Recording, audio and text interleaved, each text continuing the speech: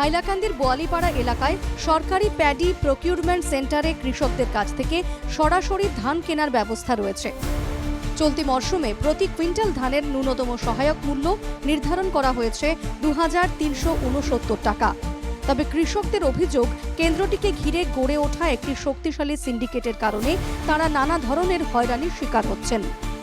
অভিযোগ অনুযায়ী অনেক কৃষকদের কাছ থেকে ১০০ বস্তারও বেশি ধান গ্রহণ করা হচ্ছে না, ফলে বাধ্য হয়ে তাদের কম দামে পাশের রাইস মিলগুলিতে ধান বিক্রি করতে হচ্ছে। আমরা কৃষক, আমরা সবসময় খেতেই ব্যস্ত থাকি, কিন্তু সর্বাবস্থায় কথা হয়েছে কি আমরা যেগুলো ধান খেত করিয়া যেগুলো ধান আমরা পাই ৪-৫০০ ব্যাগ ধান আমি নিজেও পাই। বিক্রি করার যে সেন্টারও গেলাম বোয়ালিপাড় রত্না রাইস মিলের কিনারে আর কি একটা সেন্টার আছে, এই সেন্টারে সরকারি সেন্টার, এই সেন্টারে ধান লইয়া যাওয়ার পরে তারা ১০০ ব্যাগের উপরে কিনে না। আর ১০০ ব্যাগের উপরে কিনে না, এই ১০০ ব্যাগ যে সময় কিনে আমার কাছে হাতে থাকি যায় ৩-৪০০ ব্যাগ, এগুলো আমরা কী করবো? শেষে এগুলো তারা মিলও বিক্রি করতে হয় কম রেটে মিলও বিক্রি করলে তারা এগুলো আবার তারার কাগজ দিয়ে তারা গভর্নমেন্ট থেকে ফেসিলিটিটা লাভ করে। জি না, মালটাইন তো খালি আইয়া চক্কর মারতে তো আমরা দিন যায় গিয়া। এখন বর্তমানে শেষ হওয়ার পথে, কিন্তু সিরিয়াল তো এখনো পর্যন্ত আর না, আমার 53 নম্বর সিরিয়াল। কিন্তু আইতে তার কাছ থেকে খালি কোনো সময় আইলে কইবা মাল বার হইয়া যাইতো, ইয়ে করা যান না। আর এখনো পর্যন্ত আমার একটা প্যাকেট দিতাম পারছি না। আজকে খালি নাম তারা ইস্যু করছে, মাল নষ্ট হয়েছে 5 কুইন্টালের মতো নষ্ট হয়েছে আমার। এছাড়াও কিছু অসাধু ব্যবসায়ী ভুয়ো বা জালিয়াতির মাধ্যমে কৃষক সনদ সংগ্রহ করে সরকারি কেন্দ্রেই বিপুল পরিমাণ ধান বিক্রি করছেন বলেও অভিযোগ কৃষকদের।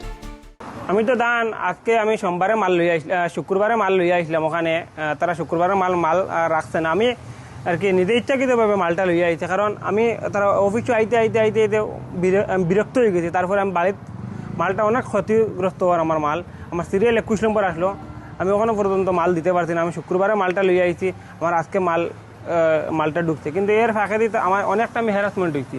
এই হ্যারাসমেন্টের কারণ তারা আমি কইলাম অফিসের ভিতরে মালটা ঢুকে রাখি দাও, আমার মালটা বৃষ্টিতে রাখা হয়েছে, মালটা কিচ্ছু করা ঢুকানো হয়েছে না। প্রতিদিন আইতে লাগে এখানে মালের লাগিয়া, মোটামুটি মালটা তারা লইতে ইচ্ছুক হয় না, কারণ যারা ব্যবসায়ী যারা আছে তারা কয়েকজনের গ্রুপ মিলিয়া তারা ডেইলি 3-4 গাড়ি তারা মোটামুটি তারা মালটাও বেশ দেয়, কিন্তু আমরা মালটা দিতে পারি না। বিষয়টি খতিয়ে দেখে ব্যবস্থা গ্রহণের আশ্বাস প্যাডি প্রকিউরমেন্ট সেন্টারের আধিকারিকের। লিস্ট দেবে, তোমাদের আন্ডারে কতটুকু ফার্মার আছে লিস্ট দেবে, সেই মতে আমি দেবো। কারণ আমাকে তো জেনারেল ফার্মার আছে আর এফপিসি আন্ডারে ফার্মার আছে, তারপর ওরা তো লিস্ট দেয়নি। কিন্তু এগ্রিকালচারের থ্রুতে আমার কাছে লেটার এসেছে, এমনকি ওরা ডিসি স্যারকেও লেটার দিয়েছে, তাও আমি পেয়েছি কি ওদের ধান নেওয়া হয় না এফপিসি বলে।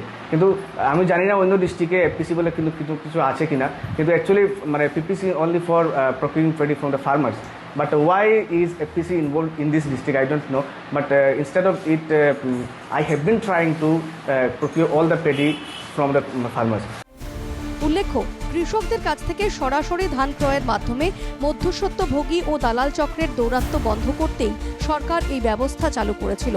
কিন্তু হাইলাকান্দিতে সেই ব্যবস্থাই একটি প্রভাবশালী সিন্ডিকেটের কবলে পড়েছে বলে অভিযোগ।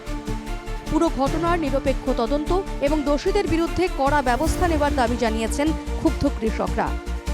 হাইলাকান্দি থেকে অমিতাভ শর্মার রিপোর্ট, NKTV বাংলা।